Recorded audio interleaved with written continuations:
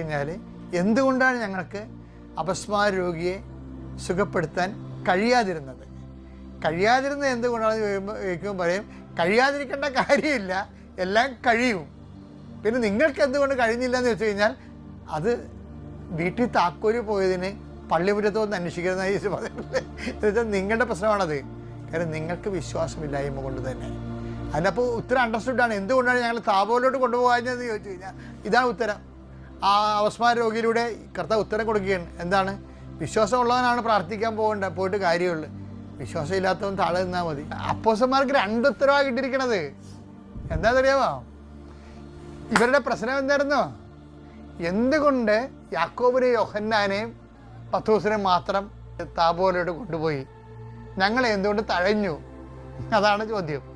പിന്നെ എന്തുകൊണ്ട് ഞങ്ങൾക്ക് ഈ പിശാച് ബാധിതനെ അപസ്മാര രോഗിയെ സുഖപ്പെടുത്താൻ കഴിഞ്ഞില്ല? അപ്പം 2 എന്തുകൊണ്ട് 2 എന്തുകൊണ്ടുണ്ട് ഇവർക്ക്.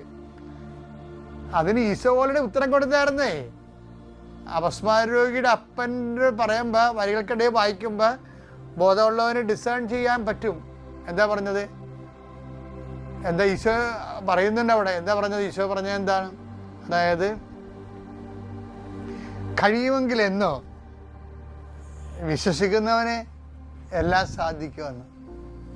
അപ്പം എല്ലാം സാധിക്കുമെന്ന് പറയുമ്പോൾ വിശ്വാസത്തിൻ്റെ ഒരു ഉദ്ദേശം എല്ലാം സാധിക്കുക തന്നെയാണ്. മനസ്സിലായില്ലേ? അതല്ലേ പറഞ്ഞു, നിങ്ങൾക്കൊന്നും അസാധ്യമുണ്ടാകുകയില്ല. മത്തായി 17:21 വായിച്ച്.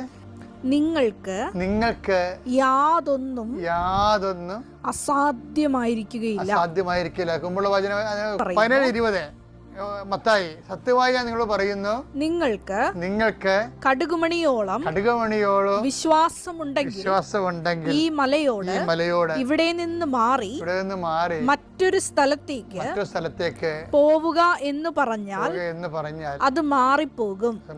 നിങ്ങൾക്ക് യാതൊന്നും അസാധ്യമായിരിക്കുകയില്ല. അപ്പൊ വിശ്വാസത്തിന്റെ ഉദ്ദേശം എന്താ? കഴിയുമെങ്കിലെന്നോ വിശ്വസിക്കുന്ന എല്ലാം സാധിക്കുമെന്ന് പറഞ്ഞതും ഇതേ പ്രമേയം തന്നെയാണ്. മർക്കോസിൽ നമ്മൾ പറഞ്ഞതല്ലേ. ഇപ്പോഴും അതേ സാഹചര്യത്തിൽ തന്നെയാണ് നിൽക്കണം ഈശോ. ഇപ്പം എന്താ പറയണത്? വിശ്വസിക്കുന്നവന് എല്ലാം സാധിക്കും.